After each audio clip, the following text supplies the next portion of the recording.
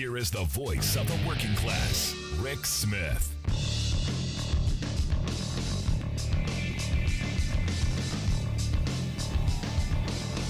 And welcome, brothers, sisters, working class heroes. This is the Rick Smith Show.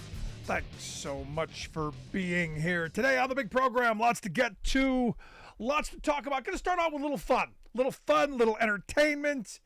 You may remember over the last couple of days, we've been talking about this guy, this Tim Gurner. Tim, came out and said what he was thinking, said what he was feeling, kind of repeated what was being said in the country clubs, in the CEO suites, that, hey, we got to get those workers back in place. We need, we need a massive unemployment. We need pain and suffering because you know what? Those people, they got to know who's in charge. They got to know that we're in charge, and they got to know that we can do to them anything we want at any time. And look, we were getting some fun out of this the last couple of days, and look, it's caught on. A lot of people have seen this and are now going, well, wait a second. Did he just say what we think he said? Answer, yes. So today, Tim Gurner, owner of Gurner, guy who's worth over $500 million, issued a social media post. He says in his social media post, at the AFR Property Summit this week, I made some remarks about unemployment and productivity in Australia that I deeply regret and were wrong. There are clearly important conversations to have in this moment of high inflation, pricing pressures on housing and rentals due to lack of supply, and other costs of living issues. My comments were deeply insensitive to employees, tradies, and their families across Australia who are affected by these cost of living pressures and job losses. I want to be clear. I do appreciate that when someone loses their job, it has a profound impact on them and their families, and I sincerely regret that my words did not convey empathy for those in that situation. So sorry. Now, this clearly written by a crisis management person. I highly doubt Tim sat down and put pen to paper and dreamt this up on his own. Now, to be fair, it's better than most. When crisis management people come in and they do this kind of stuff, it's usually, goes along the lines of, I'm sorry you were offended by what was said, but, and never really address the issue. Now, understand, he's saying, I'm sorry that I didn't convey my empathy. And I'm going, no, you didn't. You were very clear, very concise. And it's one of those things where you go, it's worth hearing Tim's words again, because ultimately, I'm not buying. And look, Tim, if you're listening, please call in. I want to hear your apology. I want to hear this in your own words and in your own voice. I would love to have you come and share your deep sympathy and your empathy. I would love to hear that, because I know it doesn't exist. But here's what Tim had to say. And again, I don't think I'm buying. But here's what Tim had to say that got him in a little bit of hot water. I think the problem that we've had is that we have people decided they didn't really want to work so much anymore through COVID, and that has had a massive issue on productivity. Tradies have definitely pulled back on productivity. They have been paid a lot to do not too much in the last few years, and we need to see that change. We need to see unemployment rise. Unemployment has to jump 40-50% in my view. We need to see pain in the economy. We need to remind people that they work for the employer, not the other way around. I mean, there's been a systematic change where employees feel the employer is extremely lucky to have them, as opposed to the other way around. So it's a dynamic that has to change. We've got to kill that attitude, and that has to come through hurting the economy, which is what the whole global, the world is trying to do. The governments around the world are trying to increase unemployment to get that to some sort of normality. And we're seeing it. I think every employer now is seeing it. I mean, there is definitely massive layoffs going off. People might not be talking about it, but people are definitely laying people off, and we're starting to see less arrogance in the employment market, and that has to continue because that will cascade across. Now, does that sound like the statement? Does that sound like the empathy? Does it sound like him caring about families? Answer, no. And look, oops, someone paid attention. And look, I have been looking around for people covering this. None of the mainstream corporate controlled media has picked this up at all, as far as I can tell. We're one of the only programs that bothered to play this, because this is what they think. It's I know, but Rick, that's just a CEO, a rich guy in Australia. No, right here on American television. Today, Jim Cramer talking about the UAW. Basically saying that, if the workers strike, here's his solution. Shut down the entire auto industry, move to Mexico, pay the Mexicans $5 an hour, and screw those working people. Put them in their place. This is exactly what the Jim Cramers of the world have been saying and getting away with on corporate-controlled media daily. It's not surprising to me that Cramer is someone who's going to beat up on workers. Not at all. It's not surprising to me that the business channels are figuring out how to ensure that, corporate America is fat and happy and well-heeled, especially on a day like today when it was announced that Stellantis, one of the big three, a big share buyback. €500 million. Now, we're literally ticking down minutes to a potential strike. You think, in the days leading up to a potential strike, rubbing it in the workers' faces that you're going to take a stock buyback of over $500 million, $500 million in stock buybacks. That's admitting, hey, we've got no productive use for this money. We can't invest in new equipment. We can't invest in our workers. We can't, nothing. It's for us. And yes, you working people, you created that wealth through your labor, but it's ours. And this is part of a $1.5 billion euro stock buyback plan.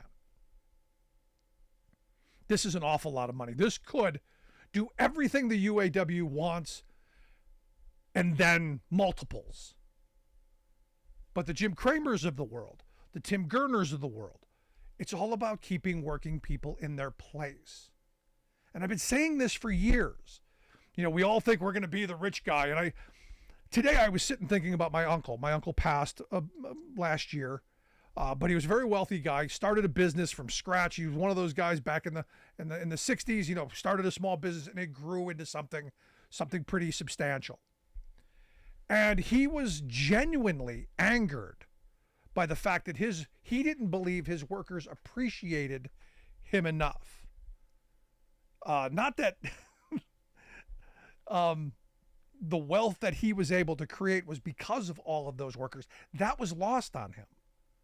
But that he built this, he alone, without all of those people that dedicated their lives, their blood, their sweat, their tears. None of that. And this is, one of these moments where you have to step back and look at the reality of where we are. We are most certainly in a which side are you on moment. Now, I think about my uncle who started his business back in the 60s when we had a 92% top marginal tax rate before Kennedy lowered it. We were a more equal society. You didn't have CEOs making 200, 300, 400, 1,000, 5,000 times what the average worker makes. We were a closer to reality society. And yet, thanks to the tax cut fetish of Republicans and corporate Democrats, we've now created the two Americas that John Edwards talked about back in 2004 and that we've been heading towards for a very long time. Inequality is at an incredibly high level, and you just go, when do we say enough? And it comes back down to policy. It comes back down to electing people into political office who don't think like the Gerners and the Kramers and the corporatists. Actual working people. Because you know what Democrats are doing right now? In California, no, you know what the California Democrats did?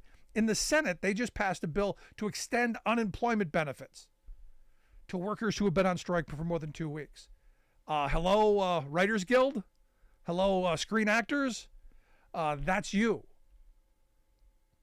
This is helping working people.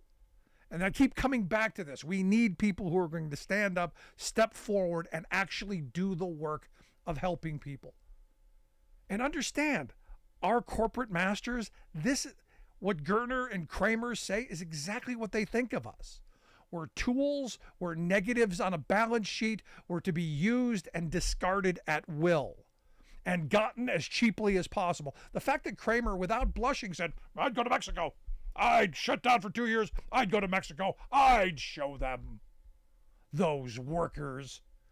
How dare they want a better life for their children, want health care, want some bit of retirement security. How dare they want what we all grew up believing was the American dream? How dare they?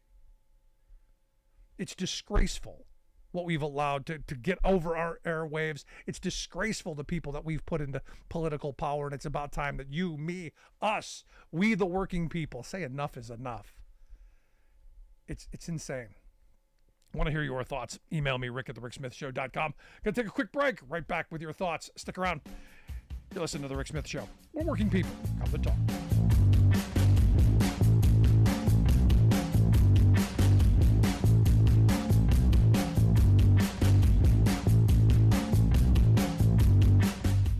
We are AFGE, the American Federation of Government Employees. We represent 700,000 federal and D.C. government workers who are the vital threads of the fabric of American life. We support our nation's military. We take care of our nation's veterans. We protect our nation's borders. We respond to our nation's crises and natural disasters. We provide services to our nation's seniors. The American Federation of Government Employees. We work for America.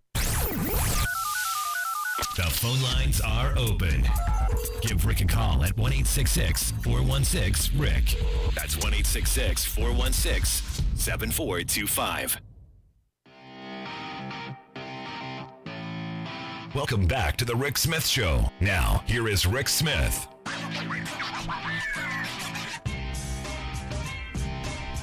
I'll tell you, it's quite angering and frustrating to hear people like Kramer spewing on just... it's where we are, though, folks. Let's quick go to the phones. We've got Steve from Chicago on line one. Steve, how are you? Fine, thank you. And I do think that it's really an important topic because this matters to Americans, unlike so many of the other issues that we talk about. These are kitchen table issues. And where American workers stand in terms of what kind of benefits they have, what the UAW wants, is a return, quite frankly, it's not something revolutionary. It's a return to what they had in the 1950s and 60s and part of the 70s. Things like pensions, they used to be commonplace. What workers made was part and parcel a function of how well the company was doing. And that's how unions negotiated. So, what, Ford's doing this well, GM's doing this well, yes, it's time to share some of the wealth. And this idea of things like cost of living increases. Now, I didn't believe for a moment, people are free to disagree with me, that the union actually was hoping they were going to get a 40% raise, but now they're at 20%. That's a bargaining tactic, I would argue. You save 40, and then, you get something much more reasonable. Yep.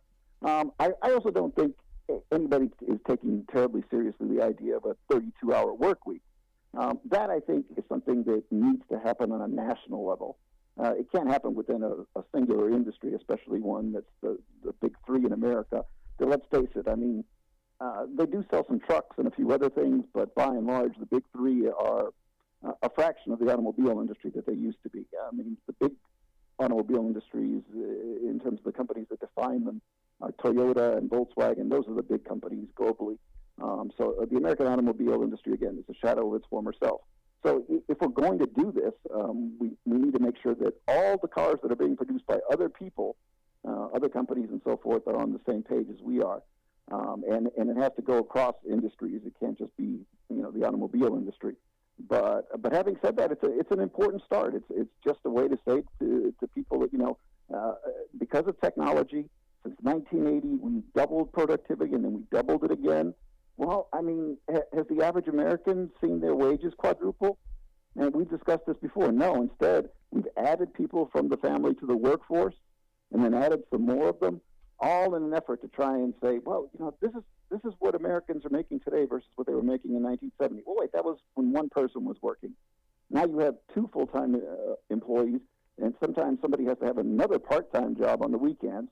So that's 2.5 jobs for someone to keep up with what one person used to make in 1970. Yeah. So, yeah, I mean, it's about time that, again, we stood up and said that, okay, we're not asking that you people, live next to the guy who works on the assembly line if you're the CEO. Okay, yeah, you still get to make a lot of money, just not the absurd amounts that you're currently making. Shareholders get to make nice profits, but you're going to have to pay more of that in terms of taxes because you have to give something back to the system that allowed you to make these profits. I have never met anybody. I've had this intellectual exercise, going for many decades of people. Like, fine, show me where you made your money, and where it's an island unto itself, and you don't know anything to the American taxpayer, our institutions, everything that allowed you to make that money, and I'll let you have that argument. You won, that you can keep your money. But nobody's been able to find some endeavor in which that has actually happened. Everybody made money here because government protects them, because this is a safe place to do business, a safe place to invest.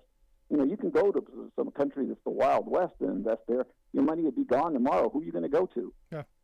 For recompense. But here, we actually take care of you. We make sure that someone's going to protect you. The casinos in Las Vegas faced cyber attack in the last several days.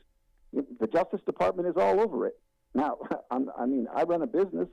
I seriously doubt that if I was hacked, I could get the Justice Department to pay as much attention to me. But this is the America in which we live. There are literally people like the gentleman you were referring to, who just regard us in the same way that the lords used to regard us. That you're just the feudal peasants. You're here to serve us, to make us as much as you can, and that's all you are. You're just a means to an end for us to enrich ourselves. And it's only been through hundreds and hundreds of years of incremental progress that we've been able to sort of eke out a little piece of security for the people who are actually doing the work in these societies. And now, and every time that's happened, in the 1930s, the 1960s, every time we move forward, you get this swing in which people will try and move the ball back in the other direction. And that's why you get all of the fun. I've worked with people from the Heritage Foundation, AEI, Cato. These are arch-conservative think tanks that were created specifically to counter the arguments that were being made by reasonable researchers and economists who were saying that, this system is unsustainable, it's unfair, it's corrupt. And so basically, the right came up with their own version of think tanks and paid off a bunch of people with advanced degrees in my field just to basically lie and say what they wanted to hear. We'll give you $250,000. Where are you going to make that in the university? Yeah. Just come they up created with their own reality, their alternative facts. Yeah. Exactly. And so because average people don't understand or read research, they then will say, well, okay, this is the Progressive Policy Institute, and what they have. Well, okay, this is what Cato has, and it says something completely different. Wait. Okay, you haven't read one thing with regard to Cato's methodology, how they're arriving at their conclusions, because, again, the average American doesn't have that background. So, it's the same thing with the Hunter Biden case and Joe Biden and whatnot. It's an attempt to say, well, of course, Donald Trump is under indictment, but so is Joe Biden. He's in trouble. Look, they're investigating him as well, as if there's an equivalence there. That's all this is. No, you're spot on accurate. Couldn't have said it better myself, Steve. Thank you. Take care. Appreciate it. No, I mean, and look, when Steve talking about, Cato and all those places, the thing that they do masterfully, I mean, you have to give them credit. When they built the Heritage Foundation and the whole state policy network, where there's a think tank in every state that can dream up bad policy in every state, and then you've got all of the the media that ties into that, and all of the book sales, and they've created their own fact universe, and they have this incestuous pool of their ideological research that they then cross-site, and it all looks prim and proper, and it's all built on a pile of steaming you-know-what. And it's no wonder the president is going to be giving a speech on the threats to democracy in the coming weeks. He plans to deliver the speech following the second Republican primary debate, which I guess is scheduled for September 27th. And you wonder, you go, democracy under assault. Look what happened on January 6th. Look at this whole big lie thing. Look at all of the right-wing narrative that's out there. And you look at what just happened in Wisconsin, where you've got the Republicans who evidently voted to fire the elections director, a nonpartisan person. We're going to take it over. We're going to decide how this is going to work. And it's one of those things that makes you go, at what point do Democrats, who don't have much power in the legislature in Wisconsin, use this to say, hey, look, voters, it's time to start throwing some of these bums out. It's time to actually vote for people who are going to do some positive things. Now, there were, I think it was a couple of weeks ago, you had Democrats in Wisconsin coming out with a package of bills. I think it was a package of 10 bills that are going to restore workers' rights, are going to actually begin to undo all of the terrible of the Scott Walker era. Things like undoing right to work, restoring collective bargaining for public sector workers, reinstating the prevailing wage law, bringing back project labor agreements on local projects and state projects, and give local municipalities the ability to raise minimum wages, to bring, ordinances for paid sick time or vacation time, restoring democracy. Who would have thought? And it's one of these things where, again, I keep telling my Democratic friends, you need to go out there and give voters a reason to vote for you. And that reason is, we're going to make your lives better. Because understand, the Jim Cramers of the world, the Tim Gerners of the world, these folks, they're not anomalies. This is the wealth class. This is the corporate class.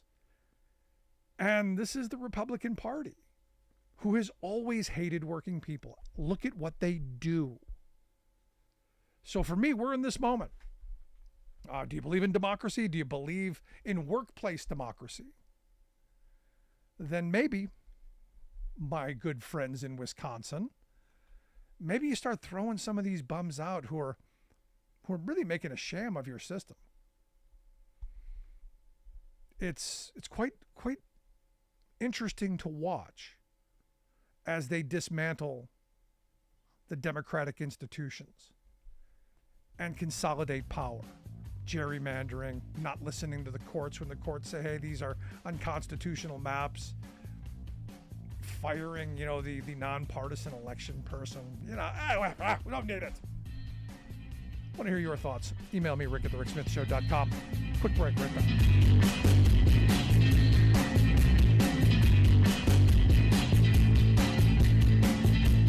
I'm Rick Smith, and this is Labor History in 2. On this day in labor history, the year was 1917. That was the day Illinois Governor Frank Loudon hoped to meet with striking streetcarmen in an effort to end their strike. Transit workers in Springfield, the state's capital, had been off the job since July 25th. But the strike had gained so much support that Springfield had now erupted into a full-blown general strike. According to the Sangamon County Historical Society, thousands of union members shut down mines, railroads, bakeries, restaurants, laundries, and construction sites following the violent crackdown of a pro-labor march by state police and militia. The march had been scheduled for September 9th. The union hoped to show support for the striking streetcarmen after a number of clashes between strikers and state militia. After they were denied a permit, many of the 50 or so unions decided to march anyway and were attacked. Some were shot. More than 40 suffered bayonet-inflicted injuries. By the 11th, most everyone in Springfield had walked off the job. Striking women shoe factory workers stopped a streetcar, pulling the scab drivers off by force. By the end of the week, as many as 12,000 members of 34 unions in the city were on strike. When telephone operators walked off the job, they paralyzed communications of the scab streetcar drivers and the state National Guardsmen. The streetcar strikers refused to meet with the governor until troops were withdrawn from the city. The governor insisted disloyal, pro-German forces were at fault for the labor troubles. By the 16th, the streetcarmen agreed to negotiate and the general strike was called off. But the company refused to meet striker demands for recognition and higher wages, or even take them back.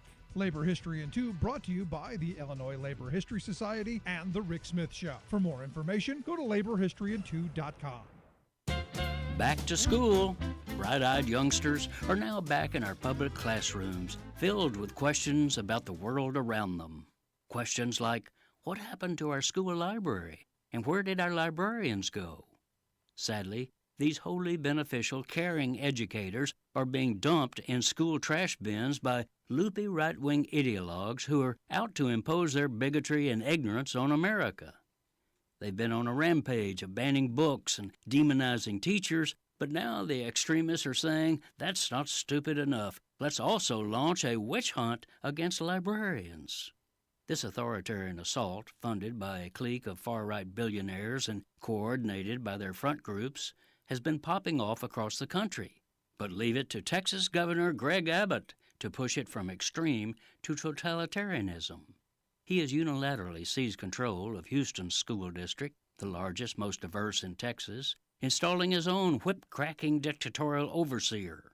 Mike Miles, a former Army Ranger and CEO of a corporate school chain, promptly decreed that to improve reading scores in his district, he would first eliminate librarians from 28 schools in Black and Latino neighborhoods and, second, turn their libraries into centers where students who misbehave will be disciplined.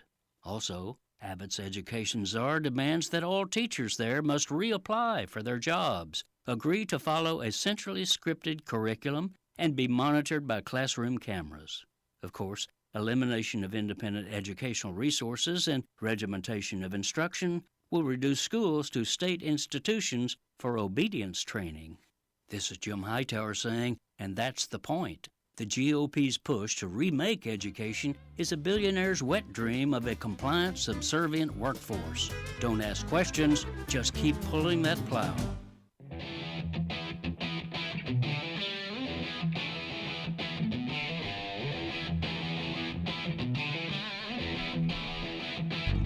Welcome back to the Rick Smith Show. Now, here is Rick Smith. So I got an email from Janice in Wisconsin asking me why I never talk about Lauren Boebert anymore. And look, I've tried to get away from Lauren Boebert and Marjorie Three Names because I'm tired of the craziness. And yes, I know everyone wants to hear about Boebert getting thrown out of Beetlejuice and acting like the trailer trash that she is. But I'm just not interested in it. It's who she is. It's what we expect of her. I'm kind of tired of it. Anyway, I've been waiting all day for my next guest to come on because I've got a bone to pick. Very, very not happy. That's why I've asked our good friend Sarah Burris to come share some thoughts. She's a reporter over at Raw Story, rawstory.com, the website. Sarah, thanks for taking time for us. What the heck did I do? I gotta take you got this View story here. and I'm look, yesterday we talked about Drew Barrymore scabbing on the Writers Guild, and if I don't go and look at your site like I do every day, and there's the View, the scab View right there front and center. I'm sorry, I'm having a problem. So dude, I totally forgot about that. Yeah, and the writers, the View writers have actually come out against that. God, I want to say it was like last week. I think they came back from a really long break, and they actually have been doing it the whole time. Like before they took the summer break, they were doing it before, and like every single episode they would say, we don't have any writers, we're just here kind of shooting the breeze or whatever. So I don't know. I mean, None of them are that smart. At least two of them, are SAG. None of them could possibly be Writers Guild. But like Sunny and Alyssa Farah Griffin, like they're not SAG people. They're like journalists. But you would think that Whoopi and Joy and all the other ones would go, look, we're going to stand in solidarity with our writers. They absolutely should be. And I don't buy for a second that there's no one writing their material. I don't think they're that smart. Or at the very least, like if you're gonna scab, then you need to be given like half your paycheck over to help these people. So that's where I had to start. I'm a little. I saw that, and I'm kind of miffed in this moment. No, I feel you, for sure. I mean, especially since there are two actual union members that I can confirm, like absolutely know for sure that Joy and Whoopi are SAG members. The others, I don't know which guild, and like if there would be communications workers, but I doubt they're in a union at all. Well, if they're on a union represented show, don't they have to be members? I mean, Rush Limbaugh was a union member. I don't know. I don't know how that works, because they're ABC, they're Disney, and they're talent, so they should be something. Yeah. But I don't know that it's necessarily SAG. Now they can go up there and they can sing and dance and slap each other around or wrestle or whatever they want. But when they start taking other people's words and putting it into their mouths, someone wrote that. Yeah. And that's apparently how the show typically works, is they have a whole writer's room that helps them workshop stuff that they want to say and, helps them workshop their jokes. Frankly, I don't see the difference. Yeah. So I don't know what's going on, but Whoopi.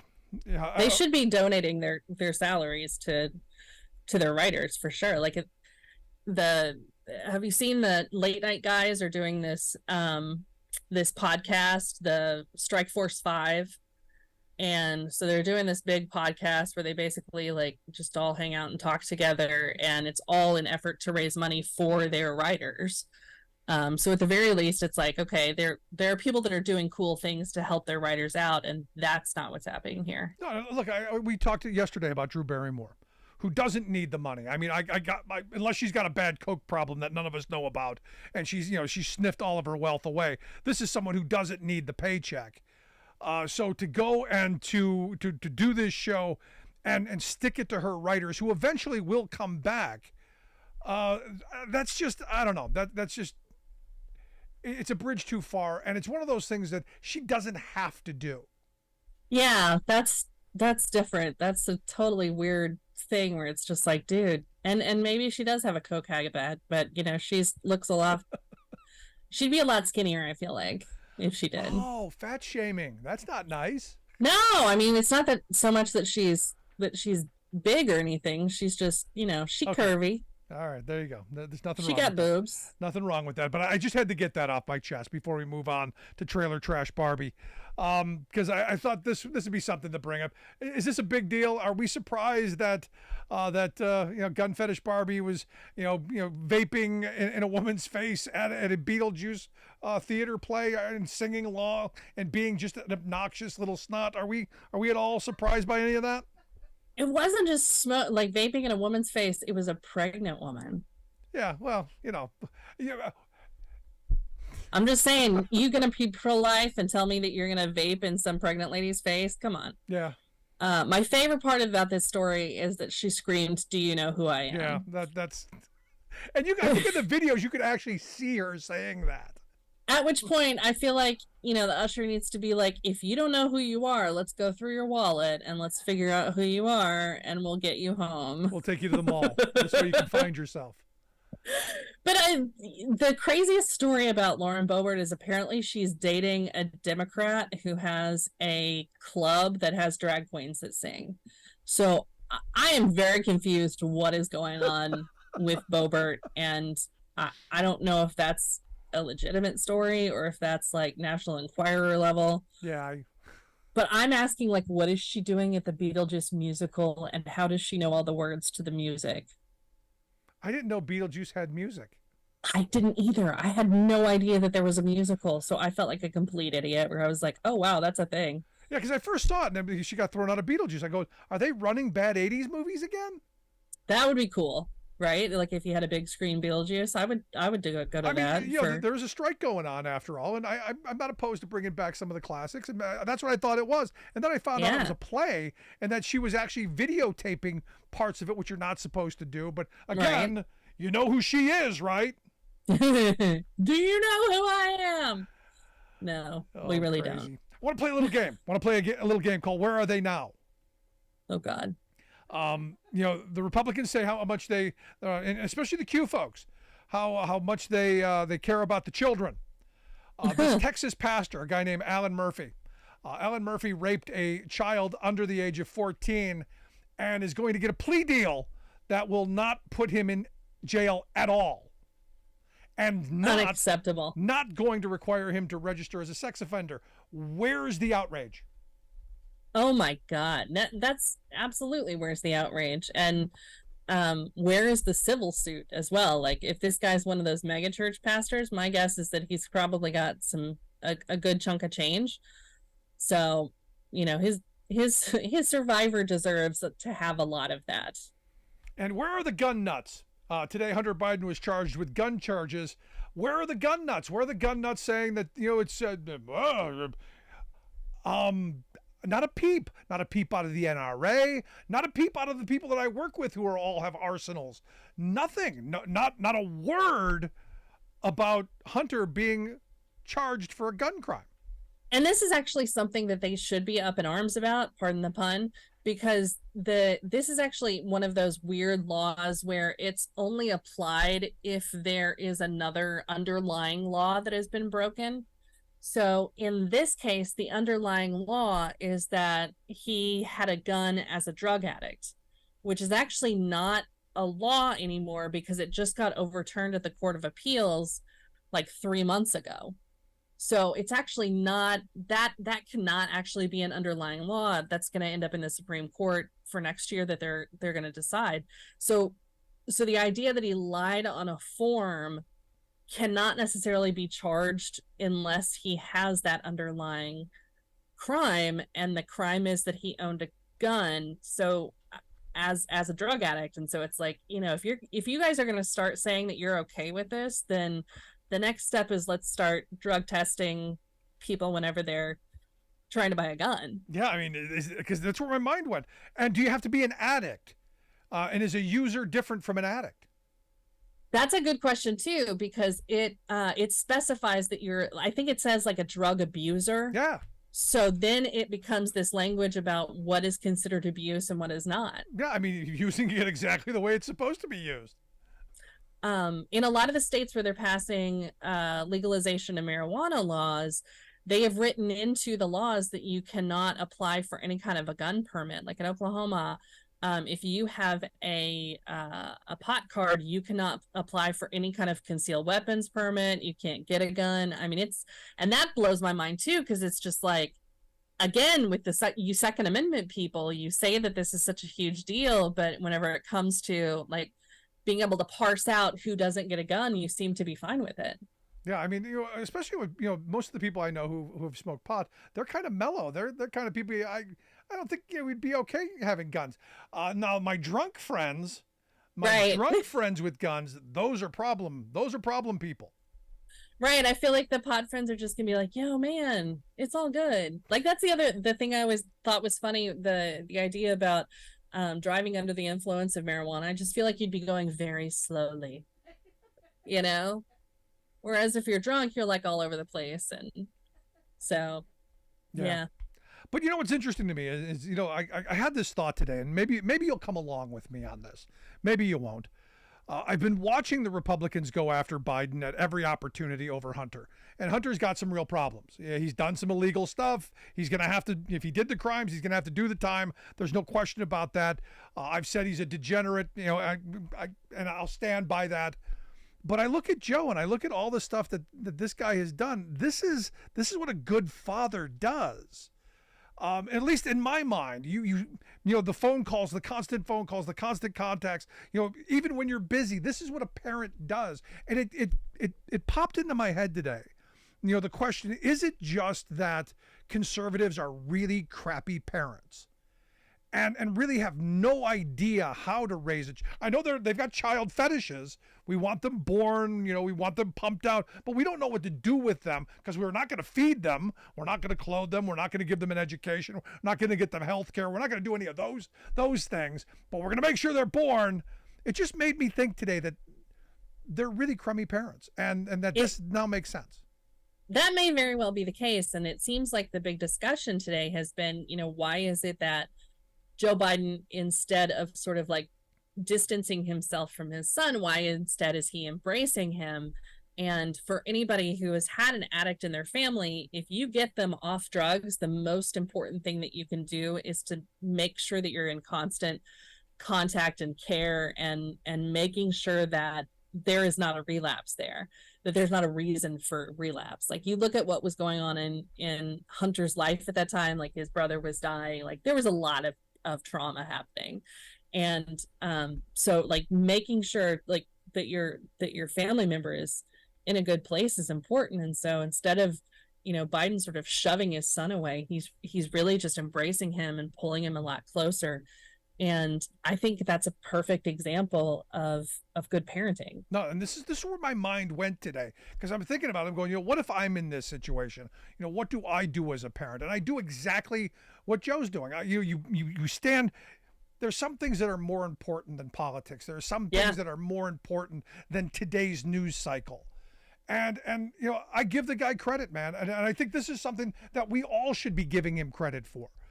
Now, look, if there's a smoking gun that, yes, he got the $10 million from the Chinese, that's a whole other thing. But there's nothing to say that actually happened, other than, you know, some fantasy coming out of Comer and some of the other ones. All this has really been about is attacking Biden for one reason, because Democrats, rightly so, impeached Trump twice. I would say it's just the fact that he won. I don't think it would even matter if Trump was impeached or not. The fact that he's in the White House means that they have to do whatever it takes. Just the fact that Hillary Clinton was running, they did the Benghazi hearings and were hammering her like crazy and then bragging about how they knocked her poll numbers down. So I think they have sort of recycled that idea. It's Comer's hearings are just Benghazi hearings twisted around in another way. So we've got an impeachment inquiry coming. What's this going to look like, you think? Well, it's not going to look anything like what the Democrats did, because it's not actually an impeachment inquiry. That's the weird thing, is, bless their hearts, the great Justice Department of Donald Trump's administration passed this whole thing that says that if you're going to actually impeach somebody, you have to perform a vote of the entire Congress voting to impeach. Otherwise, you don't have access to all of the information that you necessarily would, like, you know, under an impeachment law. So they think that they're going to have this impeachment inquiry and have access to all of this stuff that they can subpoena. It's going to end up in court, I think, because I think the administration could be like, no, this isn't a legitimate impeachment because you never voted on whether to open an impeachment inquiry. Well, they don't have the votes. I mean, clearly they don't. If they would have voted, if they had the votes, they'd have voted. Exactly, and that's the problem. Is McCarthy was bragging, you know, like, what was it, like Sunday or Monday? You know, oh, you know, we're going to vote on this. We're going to vote on this, and then all of a sudden, whoops, no vote. So what has happened between now and then? And I think it's obviously that he had some of his caucus members coming to him being like, dude, I don't support this. This is crap. No, you guys don't have anything. I was reading an article the other day that said there are 18 congressional districts in California that Biden won that Republicans are the representative of. It's not California. It's nationwide, I think. 5 of them in California. 5 of them are really vulnerable. Yeah. And that doesn't include redistricting issues, because we've got a fight obviously down in Alabama. You've got a redistricting fight in North Carolina. There's some sketchy stuff going on in New York. Like there are a couple of places where we may end up with maybe 1 or 2 more Democratic seats. And if you've got, you know, a California district where Joe Biden won that district and, a Republican won just by the skin of their teeth, and now you're going to do an impeachment and the voters are just like, this is crap, then you're going to end up, winning like 5 seats, and that's the ball game. Should be fun and entertaining. It would, to say the least. Now on the Trump front, did you happen to catch the Megyn Kelly interview? And I got to tell you, I think I'm much harder on him if I'm Megyn Kelly after the whole bleeding out of the eyes thing. Right? I really thought that she would be a little bit more, harder on him, but less friendly. Like I would have just been kind of rude, or made some like really inappropriate jokes about, oh, is that blood on you? No, she knows what color. She knows what colors are in her eyes. Right. Oh, that's green. Seriously. But one of the main things that was crazy about that interview is I don't feel like she really pressed him on anything. No. But he seemed very triggered by her questions about the documents and was just like, I can have those. I can have those. Like, it's very Tourette's sort of, where he's just like his immediate sort of no collusion, perfect phone call, Russia. Like, it's just it is this soundbite thing happening in his head. Like, you remember the Staples buttons that you hit? That was easy. It's just like Trump hitting those buttons over and over and over again, so it says something insane every time, where it's like, no collusion, witch hunt, perfect phone call. And so now it's like, I can have these documents. These are my documents. I can have them. Finally, I got to get your thoughts on Vladimir Putin. Vlad evidently, came out and said that, basically, took Trump's side. It's a political hit job kind of thing, and immediately Trump, grabs onto it. When in our politics did it become okay to cozy up to an authoritarian warmonger? When did it be okay for us to take that on as something that? Because I was thinking about it today.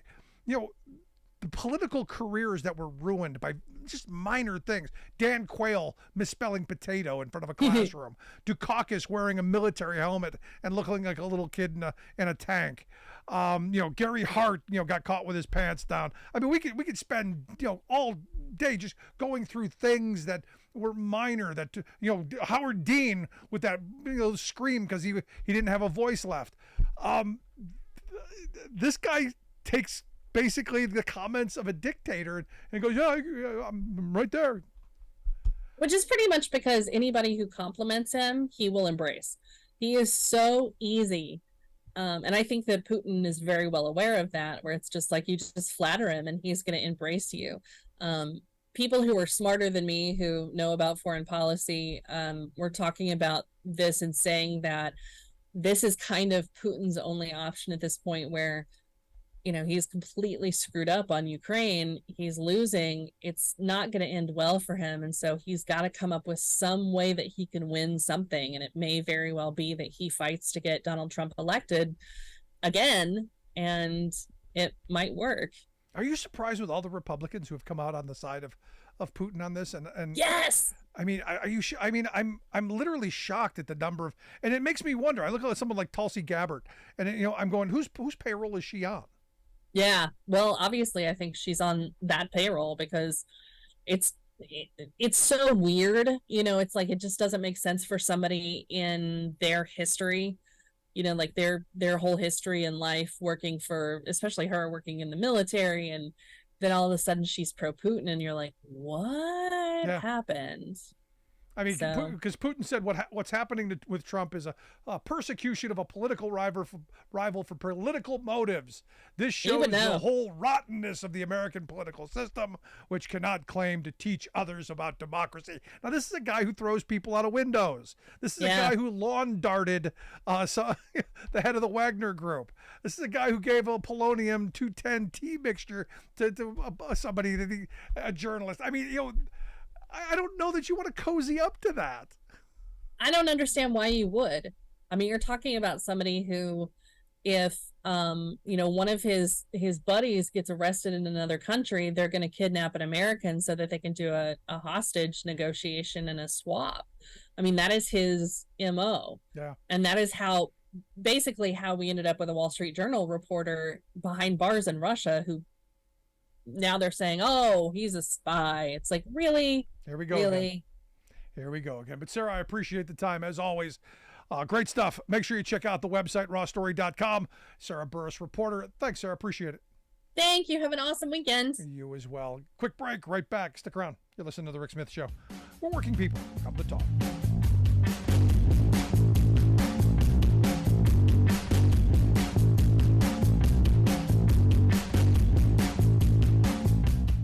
I'm Rick Smith, and this is Labor History in 2. On this day in labor history, the year was 1929. That was the day that Ella Mae Wiggins was gunned down on her way to a rally of striking textile workers in North Carolina. Ella Mae was born in the mountains of Tennessee. Her father was a lumberjack who was killed on the job. She and her brother had entered the textile mills to help support their family. She married another mill employee, and they had 7 children. When her husband left, Ella Mae struggled to keep her family afloat. When the Great Depression came, textile mill workers were subject to the, quote, stretch out. Owners demanded that fewer workers quicken their pace to produce the same results. In response, textile workers began to organize and strike in Gaston County, the heart of the southern textile industry. Ella Mae became a local leader of the National Textile Workers Union. She advocated for organizing both white and black workers. She became known for leading the other workers in song. One of her most poignant songs was the Mill Mother's Lament. The lyrics told her personal struggle of a mother trying to support her children. On the day she was killed, Ella Mae was in a truck heading to the workers' rally. They were met by an armed mob deployed by the mill owners. The unarmed workers turned their truck around, but the mob chased them and gunned down Ella Mae. 5 people were charged, but they were acquitted of her murder. We leave our homes in the morning.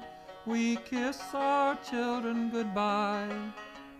While we slave for the bosses, our children scream and cry. Labor History in 2 brought to you by the Illinois Labor History Society and The Rick Smith Show. Our grocery bills to pay. Not a cent to spend for clothing. Not a cent to You're listening to The Rick Smith Show, where working people come to talk. Let's quick get to the phones for the last word of the hour. Alice, what's on your mind? The only thing I have to say is, okay, go ahead and convict poor Hunter Biden for lying on his application. Because you know what? It might come in handy with some of the Republican Congress people. Yes, Lauren Boebert and Marjorie Taylor Greene, I'm looking at you, and Junior. That's my feelings on that. There you go. Have a good evening, Rick. Appreciate the thoughts, Alice. And look, this is the thing it's got me in this moment. Why is it that the NRA and the gun nuts haven't come out and defended him at all? Now, look, I'm not defending someone who breaks the law, but the gun nuts are usually purists, unless it really is about politics. Want to hear your thoughts? Email me, rick@thericksmithshow.com. We'll take a quick break. Right back after this. Stick around.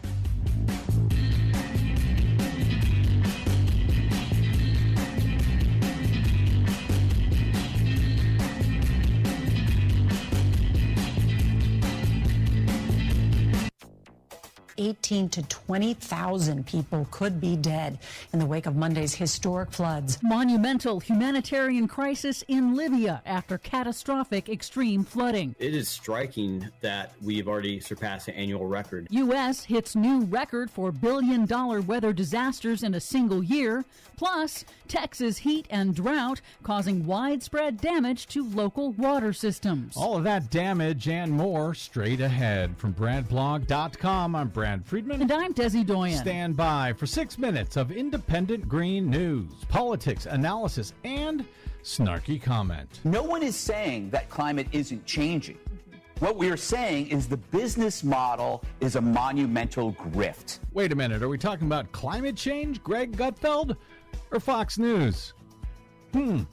This is your Green News Report. Okay, Desi Doyen, the situation in Libya just seems to be getting worse by the hour at this point. Indeed, it does. As we go to air, a full-blown humanitarian crisis is unfolding in northeastern Libya, where the death toll in the city of Derna has risen above 6,000 after 16 inches of rain in one day generated massive floods that destroyed 2 dams and swept away entire neighborhoods. More than 30,000 individuals are estimated to be displaced, with widespread shortages of clean water, food, and medicine. The catastrophe underscores how the world's 20th century infrastructure was not designed for the new era of extreme weather disasters made more frequent and intense by human-caused global warming. A new analysis has found that since 1900, a full quarter of the deadliest weather disasters in Africa have occurred in just the past 7 years. I had a feeling when this began that we were going to be looking at thousands dead. Now we're looking at tens of thousands dead. Yes, it's just horrific. Here in the U.S., although not nearly on the same scale, yet another intense storm triggered flash floods that forced evacuations in some parts of New England this week. It dumped 10 inches of rain in just 6 hours in Massachusetts and Rhode Island, with heavy flooding destroying roads, carving out sinkholes, and eroding dams. No deaths were reported, but Leominster, Massachusetts Mayor Dean Mazzarella said the damage is widespread. We've lost a number of roads. We lost a few buildings, structural damage. All of these rivers overflowed and brought debris, and we have a partial building collapse just around the corner, and most of downtown was flooded. The storm was not related to Hurricane Lee churning out in the Atlantic, which is forecast to bring even more storm impacts in coming days. Climate change is costly. 2023 isn't over yet, but NOAA announced that the U.S. has already set a new record for billion-dollar weather disasters in a single calendar year. Those are weather disasters that caused more than $1 billion each in damages. 4 in the month of August alone. This year so far, the U.S. has been struck by 23 separate billion-dollar weather and climate disasters, the highest number since NOAA began tracking it in 1980. The toll includes the Maui firestorms in Hawaii, Midwestern drought, and multiple extreme storms and floods. NOAA scientists said, quote, "We are seeing the fingerprints of climate change all over our nation." And we are just over 3/4 of the way through the year. Yep.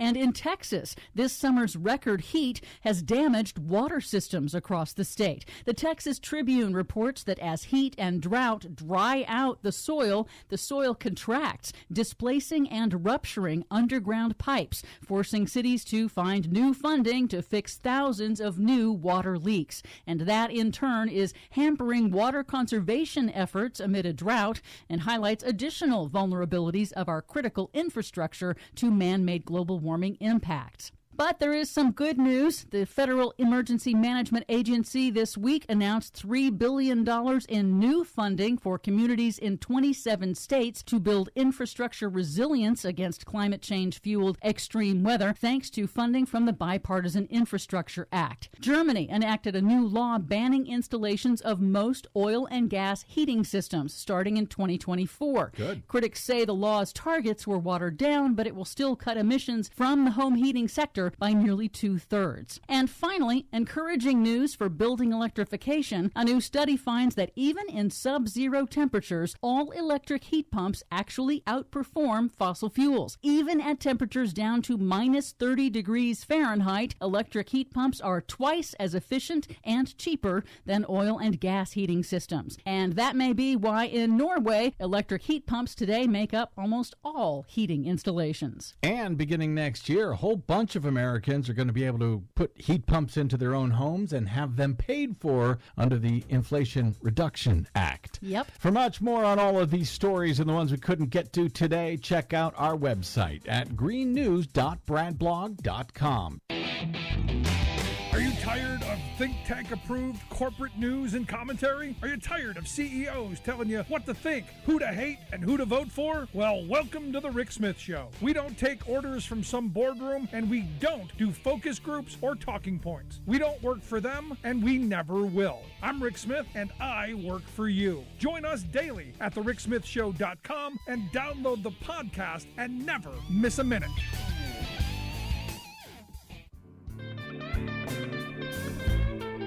Welcome back to the Rick Smith Show. Now, here is Rick Smith. So, West Virginia Senator Joe Manchin was asked if, you know, this is one of those, you ask a question, you know what the answer is going to be before you ask it, but you ask it anyway. Basically asking Manchin if he regrets holding up the child tax credit, which is now responsible for more than doubling child poverty. In fact, by like 60%, childhood poverty went up, the largest single year increase in history, or at least in the history of record keeping.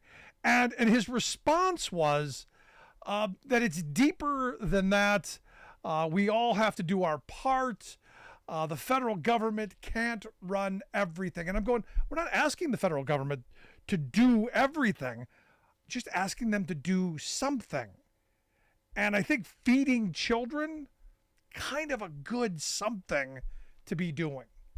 But here to share some thoughts on this most recent Census Bureau report on, again, childhood poverty more than doubling. I've asked our good friend Morris Pearl to come talk with us. Morris is the chairman of the Patriotic Millionaires, patrioticmillionaires.org, the website. Morris, thanks for taking time for us. 1 out of 8 children in our country are living in poverty, and we're supposed to be proud of that? Yeah. That's like, I mean, that's not the kind of country where I want to be in. That's not the kind of country where I want my children and grandchildren to grow up. Does anybody, like, not work because they can somehow get a tax credit and not have to work? I've never met that person. I've never met somebody who, like, would prefer to somehow get a child tax credit and give up working. The people I know who don't work are actually very wealthy people, not poor people. Almost all of the people who live in homeless shelters in this city, I'm in New York City, have full-time jobs. Yeah. No, it's not just New York City. It's here in my little town of Carlisle, Pennsylvania, too. We have people who work full-time and are homeless, of adults. The children don't work, mostly. Not yet. Give Republicans a chance. They will be. It's just disgusting. I was at a party with one of our political leaders, a major donor. And I said to this guy, "Oh, what do you think about this story in the paper about these guys in this homeless shelter?" He said, "Well, people have to take responsibility for their decisions." It's a guy who takes responsibility for being the son of a major real estate developer. And so, well, what decisions did this 11-year-old kid on the front page of the paper in this disgusting homeless shelter make? And it's just like the people who are so far removed from this, they honestly believe that it's because they're hardworking or something that they're successful in life, and that other people are just lazy. And, well, if we take away all their benefits, then they'll work. Like, they're so far removed from the reality of so many Americans. It's just sad. Well, it's infuriating, and I guess it shows our values. I mean, the reality is we have a political party in this country who keeps talking about that they're pro-life and how much they love the children, and yet when they had an opportunity, every Republican and Kyrsten Sinema and Joe Manchin voted against extending this meager amount of money that made a massive difference in child poverty. I mean, we're talking about, just a couple of extra bucks a month. That's it. And it's amazing to me how much a little bit, how much positive that did, and to take that away, I got to tell you, as I said when it happened, it's cruel to show these kids that there could be food in the house at the end of the month, that you couldn't maybe not have to worry where your next meal is going to come from, and then to yank that away. That's the height of cruelty for me. Yeah, it's just, I mean, they probably honestly believe that everyone cheats because probably they know, well, that's what I would do if I had the opportunity. I would cheat. So it must be everyone else does too. No, they really believe that. That is a perfect statement right there, because it's probably true. I mean, if it were there, I know I would take full advantage of it, without understanding that the people at the bottom, the vast majority, don't abuse the system. And what we found from research on this is that people use that money exactly the way it was supposed to be used, to put food on the table and keep a roof over people's heads. Yeah. Yes. And it's just, we need to judge our society by how we treat the least fortunate, not how we treat the multi-billionaires. And speaking about the multi-billionaires and these huge corporations, I don't know if you saw this story, because as you know, the UAW is about to go on strike probably in hours if they don't come to an agreement with the big three. But Stellantis, one of the big three, announced just in the last couple of days that there's going to be a €500,000 stock buyback from September 11th through December 23rd. They're going to bring back a $500 million or €500 million into the coffers of the shareholders and the executives and the folks at the top. To me, this is a giant slap in the face to the workers who are simply asking to make a reasonable wage and have some bit of dignity in the workplace. To do this seems to me to be messaging and a massive slap in the face. Yeah, I mean, right while they're in the middle of negotiating with their workers, to say, "Oh, we the owners, we're going to take out €500 million." That's about $530 odd million. Say we're going to take out $530 million for ourselves as the owners, and then tell you that you can't get the raise, that the same percentage raise that we've already given to the executives. They're asking for 40% over the course of a multi-year agreement. Right. They're asking for a little less than 9% per year. And that's after years of givebacks under the previous union administration. So, it's just, I mean, it certainly looks bad. I mean, I don't know what the union and the management will agree to eventually. I hope that they don't have a long, drawn-out strike. I hope we don't have a lot of people losing income for. It's not good for business. It's not good for the country. It's not good. It's not good any way around. But here's what I know always happens. The companies end up spending 5-6 times of what it would have cost to give the workers what they earn. But it's all about keeping those people in their place. And we've been talking about this here recently with this Tim Gurner who came out, this Australian real estate magnate who said, we need unemployment.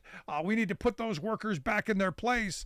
You got Jim Cramer today on TV saying, I'd move the whole thing to Mexico. Because, again, you got to get those people back in their place. It's just we're not better people than the workers are. I mean, yes, every job I've had has involved, working with computer spreadsheets in an air-conditioned office. Frankly, I'm probably less deserving of earning money than the guys who worked on the factory floor. There's no way I could do that for 8 hours a day. I mean, maybe I could if I had to earn a living, but I mean, I'm certainly glad that I had a different way of making a living than so many Americans do. But the idea that somehow they're uppity, I mean, that's what they used to say in the Jim Crow era about black people when they were lynching them. I mean, it's just not the American way. People have to be put in their place. I mean that's absurd. It's absurd. Yeah. It's absurd. But it is, again, it's the mentality that's out there. Because as this Tim Gurner guy said, workers now think that we need them. We do need them. They're right. I mean, you need labor and you need capital. They're both important. Yes. And both need to be rewarded. And yes, it's easier for the guys with the capital to negotiate because there's three of them, and there's 140,000 workers, 146,000. So that tens of thousands of workers have to have elections and vote and elect a president and send a committee of people to the negotiating, whereas the auto companies can have a few lawyers each and they know what they're doing. So in a sense, the auto companies have a huge advantage because there's only three of them, but they need to understand that this doesn't work unless you have both sides working together. They'd be much better off, including the owners and the shareholders, if they developed a relationship of trust between the laborers, the workers, and the managements. I mean, and you'd actually get more done that way. But I guess they feel, oh, these people should be in their place. I mean, you'll take what you get and you won't throw a fit, as my mother used to say. Now, here's the thing. I watched the president today, talk about the difference between MAGAnomics and Bidenomics, and it really is, the very different view of the economy. You've got Republicans who've been pushing trickle down economics for years, tax cuts for folks like you and corporate America, and then obviously, more hungry children, cuts to social programs, cuts to things that seniors need. And I think Biden pointed it out. He said under MAGAnomics, the top 0.1% of households, folks making over $4 million, would get a tax cut worth twice the average family salary. He asked who's going to pay for that. He says Republicans in Congress finally released a budget with the answer: seniors and hardworking Americans. He said that MAGAnomics gives $5.2 trillion in tax cuts to the wealthy and big corporations, and cuts $700 billion from Social Security and $1 trillion from Medicare. Think about that. And really, that is the very stark difference between the two ideologies and the two economic visions, isn't it? Yes. I mean, they have to understand, or they should understand, that the total amount of money that we make as investors is money we make that it doesn't trickle down, it trickles up. Those 146,000 auto workers, they probably all have iPhones or some kind of phones. They all pay their phone bills every month. They all pay their mortgage every month, their rent every month, their car payments. And that money that they pay every month, that trickles up to bankers and investors and people like me who sit here, doing nothing but talking on the radio, and that's how we make money. It trickles up from hundreds of thousands of people who each make these little payments every month. And it's like, it doesn't trickle down. That's like, whoever came up with that idea. Well, this is the Reagan era. Yes, yeah. But here's the thing, and you bring up an excellent point that I think we need to probably spend more time on as a society, that the pendulum can't swing to one extreme or the other. It's not all about the wealthy or all about the working class, or it's not all about, the red states or blue states or rural or urban. That, oddly enough, regardless of where you find yourself, we're all in this together. And at some point, that's got to be part of the message and the way forward. Look, I'm not against rich people. I mean, I run an organization called Patriotic Millionaires. I think everybody should be a patriotic millionaire. Believe me, it's more fun than being poor. But I do think that we can only be successful if we live in a society filled with people who pay their bills every month. If people are living in an impoverished state and know their place and live in company towns and spend get all of their money deducted from their paycheck for their company house and company beer or whatever, then there's no way for investors to make money either. And that doesn't work for us. We want to live in a country filled with middle-class people who have good jobs, probably union jobs, and can make enough money to go on vacation with their kids and spend money and go to restaurants and go do things and live their lives. And that's how business people in Michigan and New York and everywhere else in the country make money. It's just sad. We've got a lot of work to do. But Morris, as always, I appreciate your input and your thoughts, your expertise. Thanks so much. Great to talk to you, Rick. Thank you very much. Our good friend Morris Pearl. Make sure you check out their website, patrioticmillionaires.org. We'll get links out on social media where you can take a look at that. Going to take a quick break, right back with your thoughts. Stick around. You're listening to The Rick Smith Show. We're working people. Couple talk.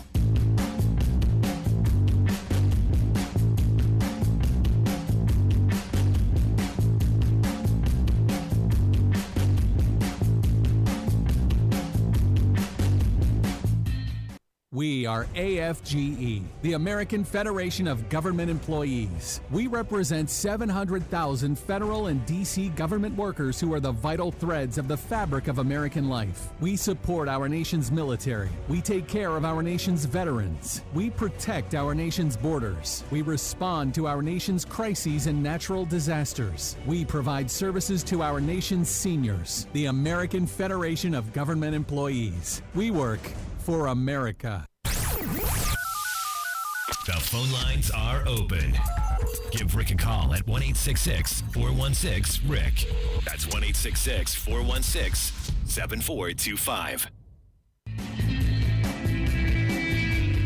Welcome back to the Rick Smith Show. Now, here is Rick Smith. So, hours before the UAW goes on, going to possibly go on strike, you've got one of the big three saying we're going to take a half a billion euros out of the company and stuff it into our pockets. And how do you like them apples? As I said earlier, you got Jim Cramer saying you just move the whole operation to Mexico. And again, you look at these CEOs, you look at these executives. It's all about screw you, working people. Hooray for us, and well, the you know what with you. And I look at this story that just came across my desk, and thank you, Bill, for sending this to me. As people know, I worked for a company called Roadway Express years ago. They got bought out by Yellow Freight. Yellow Freight turned that into YRC, Yellow Roadway Corporation, then eventually turned it into Yellow, back to Yellow Freight again, and then went belly up just within the last couple of months. Turns out, according to Bloomberg, that they paid their executives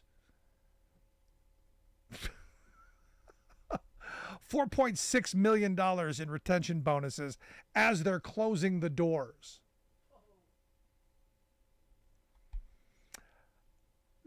Now, these are the people who ran this company straight into the ground.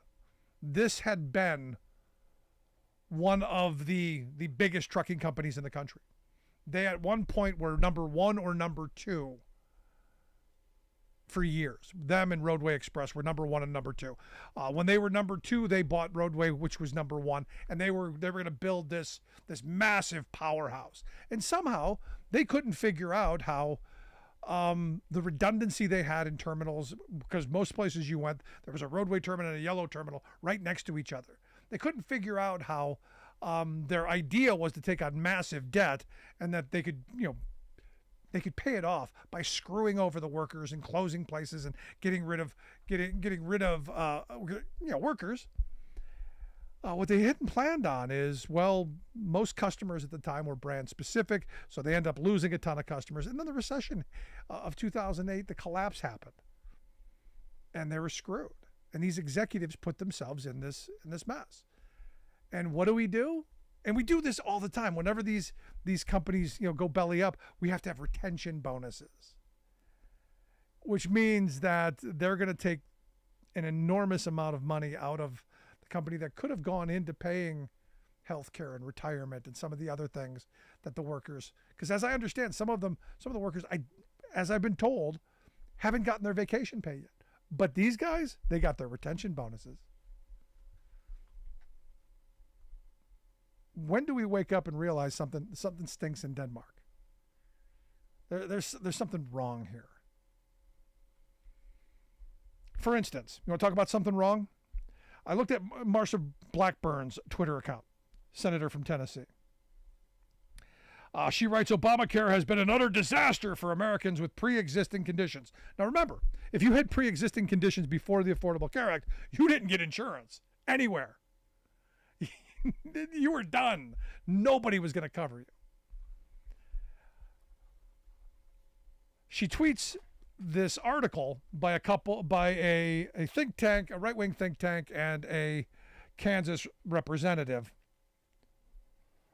basically saying that the Affordable Care Act is unaffordable because a hypothetical family with children with birth defects, because of the co-pays and all of the out-of-pocket expenses, if they chose the bronze plan, they could be on the hook for $18,000 a year. And this is true. It's absolutely true. If they chose the bronze plan and they got zero premiums, it didn't cost them anything to get it. If they did use it for the whole year, it would cost $18,000 a year. You would, in this situation, you would clearly pay premiums and get the lower deductibles. But to have Marsha Blackburn tweet this out as if somehow this is going to make people go, well, Obamacare is horrible. See, look how bad it is. When it's people like Marsha Blackburn who have stopped every attempt to fix this for the last 13 years. She's one of the people who wants to go, no, you have pre-existing conditions, you should be uninsurable. You should get nothing. Because remember, and I'm asking Marsha, where's your plan? Where's your health care plan? I know Donald Trump said he had a great plan. He had an amazing plan. It was a beautiful plan. It was a fabulous plan with the best plans, with the best words, only on blank pages. Because there was never a plan. There was never a thought, never an idea. It was replace. It was real. How did it go? Repeal and replace. And you know what they were going to replace it with? Pay or die. And it's this kind of ridiculous nonsense that I at some point I hope we wake up to and call and throw people like Marsha Blackburn out for doing dumb stuff like this, because she could fix this. She tweeted this out with no fix. She is a senator. She is one of the 100 people in that body who can make a difference. She can fix this. But she chooses just to throw stones at glass houses. She chooses to be a chaos merchant, to continue to feed the outrage machine without actually doing her freaking job. And look, is Obamacare perfect? No. I wanted better. We should have gotten better. But we got what was possible. Because, look, there were corporate Democrats too. Trader Joe Lieberman, Max Backdoras. There were a number of Democrats. And look, Democrats tick me off more than anybody. Look, I understand. Republicans hate working people. I'm never getting anything. I never expect to get anything from a Republican. Ever. But Democrats should know better. This is one of those moments, the best we could get. And the hope at the time was that over time we would make it better, like we did with Medicare. The beginning, Medicare wasn't all that great. And Congress came together and they fixed problems as they came up. We had a functional democracy. We had a functional legislative body that actually listened to the will of the people, who seniors were saying, we need help with this, this, and this, and they addressed it. We've been talking about this for 10 years now. This is not new. But what it is, it's coming up on election time. So we need to get people outraged. We need to get people all tingly in the panties and up and all wadded up because, whoa, Obamacare. Well, this dog don't hunt no more. The reality is they could have fixed this. They could have done something for over a decade, and they have chosen not to. Just like childhood poverty, we could eliminate it easily. We just saw. And what'd they do? They threw those kids under the bus. Why? Tax cuts for rich people. Doesn't it make you mad? Doesn't it want to make you vote for somebody who cares? I'm Rick Smith, and this is Labor History in 2. On this day in labor history, the year was 1929. That was the day that Ella Mae Wiggins was gunned down on her way to a rally of striking textile workers in North Carolina. Ella May was born in the mountains of Tennessee.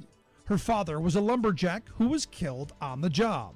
She and her brother had entered the textile mills to help support their family. She married another mill employee and they had 7 children. When her husband left, Ella May struggled to keep her family afloat. When the Great Depression came, textile mill workers were subject to the, quote, stretch out. Owners demanded that fewer workers quicken their pace to produce the same results. In response, textile workers began to organize and strike in Gaston County, the heart of the southern textile industry. Ella May became a local leader of the National Textile Workers Union. She advocated for organizing both white and black workers. She became known for leading the other workers in song. One of her most poignant songs was the Mill Mother's Lament. The lyrics told her personal struggle of a mother trying to support her children. On the day she was killed, Ella May was in a truck heading to the workers' rally. They were met by an armed mob deployed by the mill owners. The unarmed workers turned their truck around, but the mob chased them and gunned down Ella May. 5 people were charged, but they were acquitted of her murder. We leave our homes in the morning, we kiss our children goodbye. While we slave for the bosses, our children scream and cry. Labor History in 2 brought to you by the Illinois Labor History Society and The Rick Smith Show. Our grocery bills to pay, not a cent to spend for clothing, not a cent to Back to school. Bright-eyed youngsters are now back in our public classrooms, filled with questions about the world around them. Questions like, what happened to our school library? And where did our librarians go? Sadly, these wholly beneficial, caring educators are being dumped in school trash bins by loopy right-wing ideologues who are out to impose their bigotry and ignorance on America. They've been on a rampage of banning books and demonizing teachers, but now the extremists are saying that's not stupid enough. Let's also launch a witch hunt against librarians. This authoritarian assault, funded by a clique of far-right billionaires and coordinated by their front groups, has been popping off across the country. But leave it to Texas Governor Greg Abbott to push it from extreme to totalitarianism. He has unilaterally seized control of Houston's school district, the largest, most diverse in Texas, installing his own whip-cracking dictatorial overseer. Mike Miles, a former Army Ranger and CEO of a corporate school chain, promptly decreed that to improve reading scores in his district, he would first eliminate librarians from 28 schools in Black and Latino neighborhoods and, second, turn their libraries into centers where students who misbehave will be disciplined. Also, Abbott's education czar demands that all teachers there must reapply for their jobs, agree to follow a centrally scripted curriculum, and be monitored by classroom cameras. Of course, elimination of independent educational resources and regimentation of instruction will reduce schools to state institutions for obedience training. This is Jim Hightower saying, and that's the point. The GOP's push to remake education is a billionaire's wet dream of a compliant, subservient workforce. Don't ask questions, just keep pulling that plow.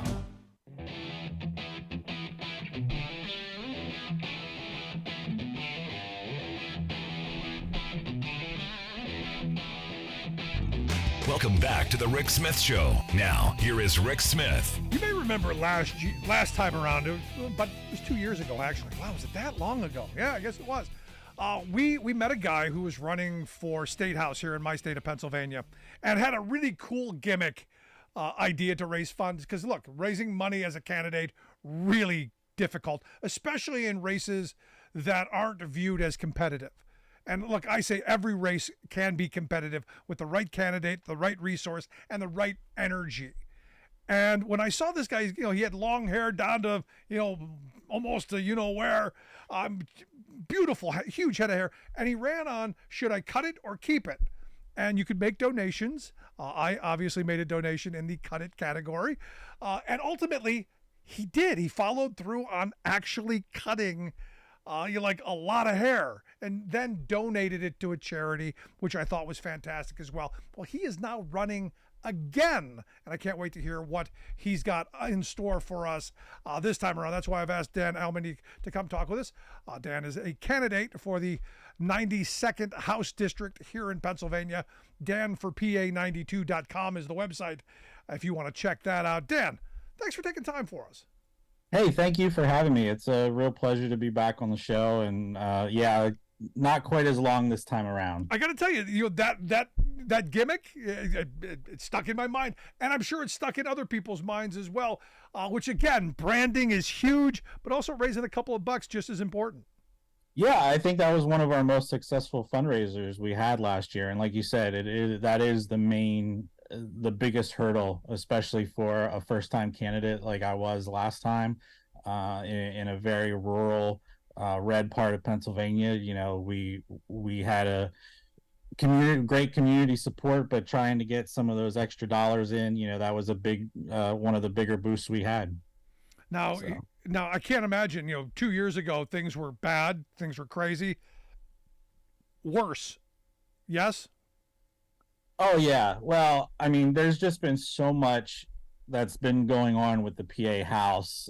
If you've been following any of that, and your listeners probably have varying degrees of knowledge, but that's where my focus has been, is really trying to, keep tabs on what's going on, and it's been a kind of a nightmare, just with all the special elections going on. The majority has been going back and forth, Dems up by one, no, yes, this, that. We had the speaker drama earlier in the year. So it's just been a real crazy year in PA politics and in the House, especially. But they have gotten a lot of work done when they did have the Democrat majority, and they got a lot of bills passed.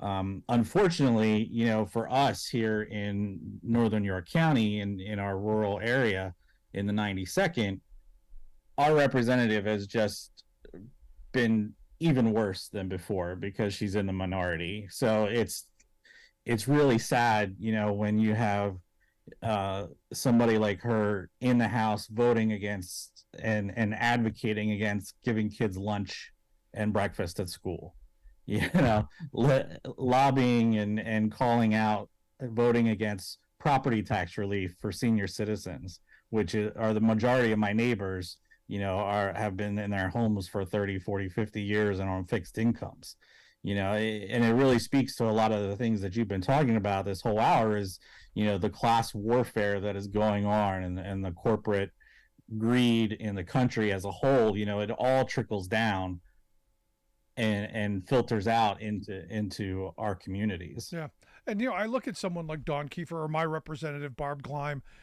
There's always the question in my mind, are they opposing, school lunch programs or education programs or, whatever it is they're opposed to because they truly are opposed to them? Or is it just because Democrats proposed it? Or because these are people who tell us how much they love the children and they're pro-life and all this stuff. And I wish their rhetoric would match their voting records, because their voting records are destructive to communities and harmful to education, healthcare, you name it. Their voting records are terrible. Oh yeah, it's 100%. And we know for a fact, because we have, you can go and check the records. We know that she's in the pocket of PA billionaire Jeffrey Yoss, because he made a $20,000 campaign donation to her last October, and who knows how much he's given, this year, because there's no reporting period for state representatives until the end of the year annual report is due. So I mean, he could be writing her 5-6 figure checks, every month for all we know, and it's just ridiculous. So when she comes out and tries to support the voucher program that Shapiro had to put a stop to, or the free lunches and that kind of stuff, she's not representing the community. She's representing her billionaire Lord Almighty over there. So about every campaign's about what you're going to do. And I, when I used to advise candidates, I would say, it's more about what you're going to do to make my life better. It's not about you. It's about what you plan on doing, what your priorities are to help your neighbors. So in this election cycle, I know we had talked in the past, What is the priority right now? The biggest priority for me is to get us past the culture wars that Barb and Dawn and that block of candidates really represent. We have to get past the culture wars and realize that it's really the economic issues that are holding a lot of things back from being really great. We have, as I said, the property tax and stretching our seniors to the brink. There was an article I read just earlier, either today or a couple days ago, where the elderly is the fastest growing homeless population because they can't afford to keep their homes. And in Pennsylvania here, a large part of that is due to how our property tax and how we fund our schools. So it's all interconnected. She wants to talk about how our schools are failing, but if a parent has to work 2 to 3 jobs, they can't spend the time at home with their kids going over homework and things like that I remember my parents being able to do when I was growing up and in school. So it's all our economic policies, and I know that's kind of a weird thing for a Democrat to talk about, but that was one of the things that you mentioned earlier in the show as well, is that's the reason we need to turn this around. We need to talk about what we're going to do to make people's lives better, and it's so much of it revolves around this economic and corporate culture warfare that we're living under. Yeah, there's nothing unusual or weird about that, Dan. The reality is, I say this all the time, I'm a working class liberal. My true north is how we're going to make working people's lives better. Be that through strengthening union rights, be that through increasing the minimum wage, be that through prevailing wage laws, be that through project labor agreements, be that however may. But it's about making people's lives better, and that should be the true north of every Democrat. And no one should ever apologize or second guess the fact that we want to make people's lives better. No, I mean, that's the way I see government. It's not to it's not to dictate, it's America. We have these freedoms, and it's, the government's role is to make sure that our roads are paved, that there's a place for education, that everybody has an equal chance to get ahead. It's not the big scary socialism demon that we hear a lot about. Earlier, I talked about Joe Manchin, who said he has no regrets in undoing the child tax credit. One of the things that I'm now saying has to happen is that has to filter down to the state level. I would like to see Pennsylvania, I'd like to see all of the states that we have affiliates in move legislation to ensure that child poverty is something that we eradicate. Because, I don't know if you saw the Census Bureau numbers, but we were down to just over 5% of children in poverty. That is remarkable. And then because of bad policy, it is now more than doubled. So it tells me a very small investment, we can eradicate child poverty. We could end homelessness. We can do a lot of things if we wanted to. We just have to have the political will and people like you getting into the halls of power to move some of that stuff. Do you agree that we have the power to do that stuff? Oh, 100%. That's the kind of stuff that we should be focused on. And I'm a working class father as well, raising a teenage daughter. That's kind of why I got into this in the first place last year. We're like the wealthiest nation in the world, and we can't feed our kids at school without somebody throwing a fit or calling it reliance on the government. Like, it's mind-boggling. So what does your daughter think of all this? I mean, I can't imagine what your teenager thinks. What does she think of all this? She really doesn't care. Kind of like my wife. They're kind of, you go do your thing and talk to your people, and then, but it's a balance because, between work and family, and, it takes a lot, especially as somebody that, can't spend their whole days out in the community like I would like to be able to do. But we have a plan to do as much of that as possible and get out and talk to folks. And it really, I think it's really just a matter of explaining to people how your state representative is voting, and if you agree with those votes. Yeah. And the policies that they're attempting to move in the direction they want to take the state, because look, they do a great job of feeding the outrage, not very much about actually having policy to solve problems and move us forward. So let me ask you, what can we do to help? I know fundraising is a big thing. I know boots on the ground is a big thing.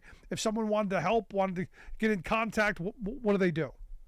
Yeah, the easiest thing to do is you can go to my website, danforpa92.com. There's a contact form and stuff on there. I'm also on Twitter.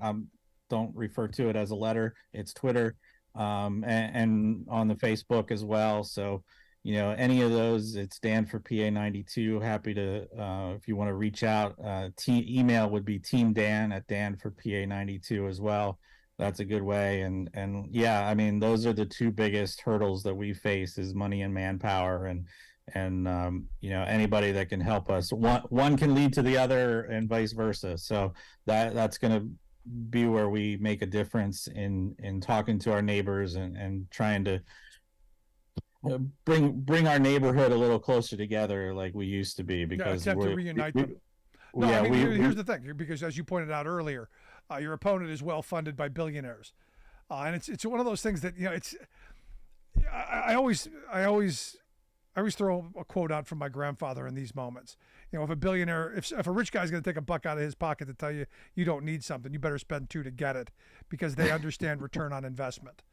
So if someone like Jeffrey Yaz is spending money on your opponent to put that person in the hall of power, maybe we working people need to see her out. Oh, 100%. And the other thing that I'd like to add too is, one thing that's really interesting, that's going to be really interesting about this race come next year, is that we are in a hotbed of political activity here in Northern York County. Between obviously you're going to have the presidential race and the Senate race. We also have a state Senate seat that's up for grabs, and perhaps one of the top 5 most intriguing U.S. congressional races against traitor Scott Perry and insurrectionists there. So,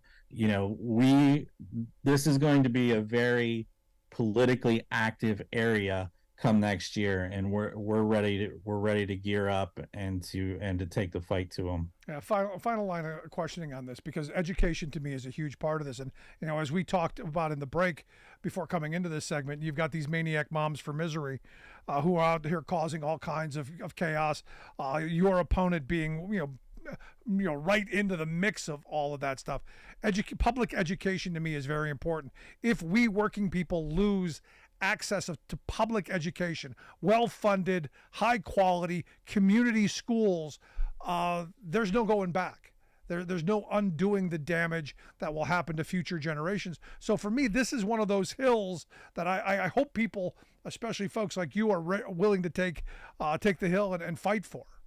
Yeah, I mean, that's really probably the number one priority for me, as especially, my daughter just started high school this year, and we have 6 open board seats, and I am scared to death that, that unpopular contingent is going to come in. And we have state representatives who are funding those candidates on the other side of those aisles that are wanting to destroy public education as we know it. They were shooting robotexts, they were doing calls in the primary, it's all this like real Republican stuff and this and that, because heaven forbid we work together to solve problems, so this is it really is the importance of this year cannot be understated, and I am definitely aware of that. Announcing this early, but we need the ramp up time. But we cannot forget the importance of this year's elections, local elections, our school boards, and especially the judges here in PA that are going to,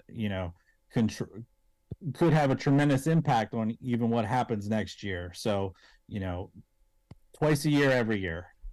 There you go, Dan. I wish you the best. I hope folks will check out the website, danforpa92.com. We'll get links out on social media if you want to throw a donation, maybe make some calls, maybe knock some doors, kiss some babies, stuff like that. Get involved, get active, get engaged. But Dan, I appreciate the time. Good on you. And if there's anything I can do, let me know. Thank you, Rick. Appreciate your support and glad to be back on with you. Thanks so much, Dan Almany. He is candidate for the House District 92 here in Pennsylvania. Again, danforpa92.com, the website. Check that out. Gonna take a quick break. Right back. Stick around. You're listening to The Rick Smith Show. We're working people. Good talk.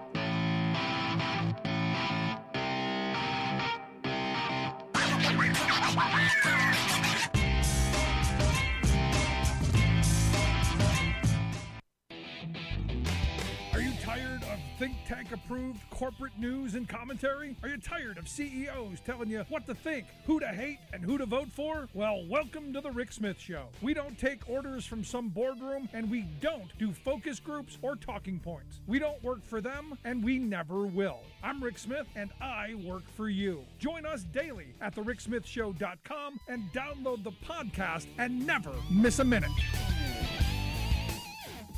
I'm Rick Smith, and this is Labor History in 2. On this day in labor history, the year was 1959. The United States Congress had passed the Landrum-Griffin Act. President Eisenhower signed the new law, which was also called the Labor Management Reporting and Disclosure Act. The new law had lasting consequences for the way unions operated. One of the reasons Congress passed the law was alleged abuses of power by some union leaders. The law aimed to protect workers by requiring secret ballots for union elections and protecting freedom of speech within unions. It also required unions to submit annual financial reports to the Department of Labor. While these requirements protected members' rights, not all of the provisions were so positive. The law was passed during the 1950s Red Scare. It required that no one could hold a union-elected leadership position until 5 years after leaving the Communist Party. This part of the law was declared unconstitutional in 1965. The law also expanded the anti-labor provisions of the Taft-Hartley Act. The Taft-Hartley Act prohibited some union activities, such as sympathetic strikes and secondary boycotts. The Landrum-Griffith Act took this all a step further. It tightened the boycott restrictions. It also put limits on the union's ability to picket while organizing for recognition. It placed considerable new federal reporting requirements on the unions. Despite these further restrictions upon labor unions, union workers comprised a third of the total workforce in the United States during the 1950s, the highest percentage of union workers in U.S. history. But the restrictive policies laid out in Taft-Hartley and Landrum-Griffin would help slow and eventually reverse this growth of unionization. Today, less than 12% of U.S. workers are members of unions.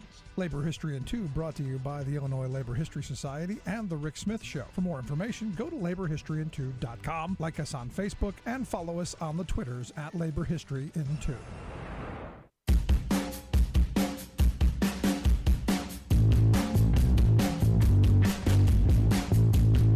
I gotta tell you, I really like Dan. Good guy. Make sure you check out the website, danforpa92.com. We'll get links out on social media. You can take a look at that. Because look, running a campaign, expensive, difficult. I give anyone credit who's willing to throw their hat into the ring and fight the good fight, especially in districts where you've got, you've got incumbents who have massive resources, funded by billionaires who want to hack up our education system. Now, I did come across a couple of interesting education stories. You look at Texas, for instance. Texas evidently had the most book bans last year. Yay, good for Texas. Look at that. They made the most attempts to ban books and restrict books, according to the American Library Association. And are you surprised? Kind of, a little bit. I thought Florida would have been that. Also, a friend sent me a story today about North Carolina. Evidently, North Carolina requires public school teachers to hold a license.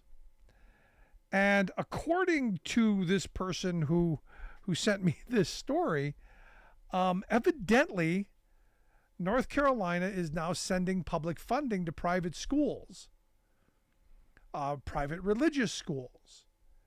And these private religious schools, evidently they have found, this is one of those weird things to me. Evidently, these teachers who work for these private religious schools have to prove their Christian faith.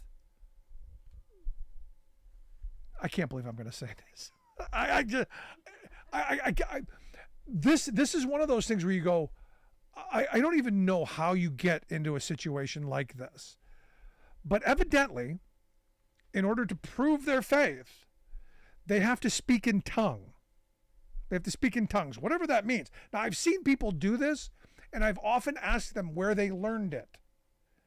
I mean, other than if or is it just a bunch of gibberish and a bunch of, I don't know, but is this something that they're supposed to be teaching children? And are you okay with that? Now remember, the moms, the maniac moms from Misery, they're out there saying they're indoctrinating our children.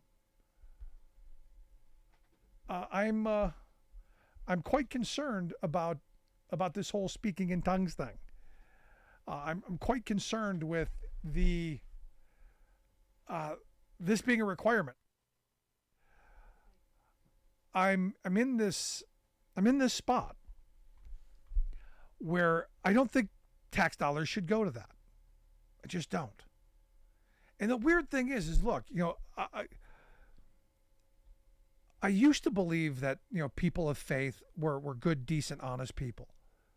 That, they were attempting to lead better lives by being better people, following the golden rule, following Christ's teaching, all this stuff.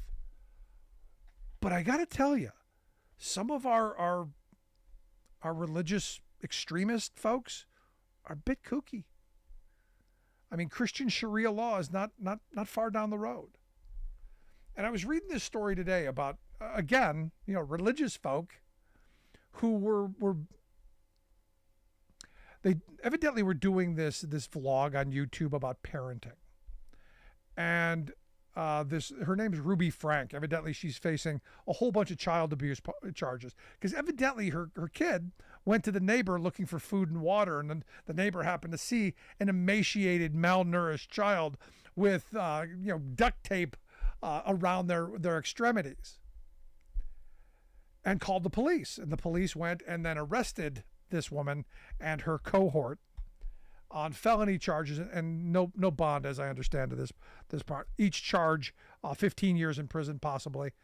But this is someone who was giving parental advice, and a lot of it was really ugly, mean. Telling people that they didn't send the 6-year-old to school with lunch because she was bad, and nobody better give her food because she's got to learn. And they're 6.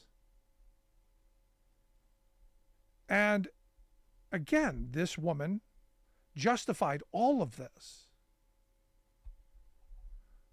because of religion. And it's one of these things where you go, at what point do we realize that for some, it's a mental illness, and for some, we need to protect the children from them? I know there's this parents movement of, got to protect our children. But when do we start protecting the children from some of these parents? I'm watching Joe Biden, who I think is a great parent, doing what I think parents should do when their children are in trouble. And I look at all the people attacking him for it. Kind of makes you wonder.